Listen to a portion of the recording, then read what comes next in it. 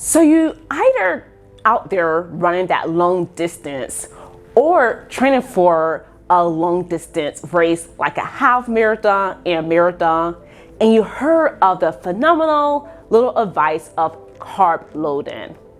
Well, you might be wondering, what is carb loading? Who should carb load? And how do I go about carb loading? Well, on this channel, we'll get you right. So let's dive in. Carb loading is when you're eating an increased load of carbs before your race due to stocking up on all that fuels that your body needs and glycogen to help you fuel during your long run. And the main reason why you're trying to carb load is because when your body runs out of glycogen, this will cause you to hit the wall. And when you hit the wall, you notice that your pace starts to suffer and you are starting to run much more slower. Who should carb load? Runners that are running longer than 90 minutes. So how to carb load before a race? So you definitely want to be consuming carbs weeks before that race. Now, the amount of carbs you are consuming and the quantity of that carbs will depend on each individual, such as your training plan, what race you are training for, and how many running events that you are doing that year. Now, most runners will start carb loading during that tapering part of their training. So think about eating about 3 to 5 grams of carbs per pound per body weight. Decrease the amount of fat that you are intaking to make up for that decreased energy use. Now be sure to practice that carb loading right before a race. So that means that you want to practice carb loading during your training phase. That way you can make sure your body can handle those carbs. So therefore, when you're doing that carb loading before a race, you know your body will be able to handle that amount of carbs. Weeks leading up to that race, definitely start consuming protein about 0.6 to 0.7 grams per pound.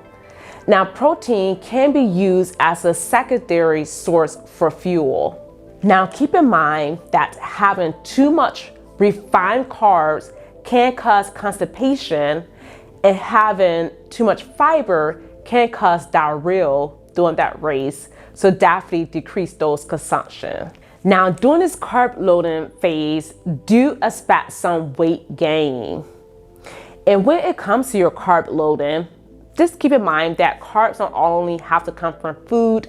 It could come from liquids as well, like juices, the gels, and sports drink. Now, that day before that race, you definitely want to have your biggest meal that afternoon instead of having it at night, because your body will not be able to digest it all the way right before that race, especially if you are racing that race morning. And then it might also affect your race itself if you are eating it at night. Now, on race day, make sure that you are bringing carbs with you to that race site, because what happened is, though you did carb load, it will help you initially for that race. But if you do not consume continual carbs throughout that race, your race will be affected. So definitely run with some type of carbs like energy gel. What should you eat for carb loading? Now you can choose your carbs from pasta, white rice, or even potatoes. And you want to be eating foods that you are used to eating. So you could be eating things like oatmeal, quinoa, spaghetti, pizza, toast, pancake, and bagel. And try to eat the most carbs for lunch the day before the race. Now, when you look at the plate of your carbs, you want half of the plate to be of carbs, and then a quarter to be protein, and then the other one, some veggies as well. You want to be practicing carb loading before your long runs and training. This will help your body to get used of that glycogen stores, to be prepared to use for fuel while you're out running. And it also helps your stomach to get used to that amount of carbs. And be careful with new foods. Just because you are a new city, do not mean that you need to be eating foods that you are not used to eating. Also be mindful of eating food high in fiber, because you know high fiber will cause your digestion system to be more active, which leading to more bathroom stops. And definitely check out our video, Why Running Makes You Poop, to help you with that. And while we're talking more on that fiber, you do want to have very small amounts of fibers in your diet. That's to help your digestion system to be more active and going on a continuous basis, because you definitely don't want to be constipated before your race. And definitely make sure that you are avoiding foods that is oily or fat, because we don't need that overly oily food to be, that is not healthy. And we want to be healthy for our race. Not only do you want to be carb loading leading up to your race, you definitely want to make sure that you are continually staying hydrated. Like my sister has said earlier, be aware of weight gain, because when you are carb loading, you are also retaining water retention in your body, which could also help you with that hydration and using that hydration and fueling while you're out on your run, because the body has some water retaining while you already starting your race.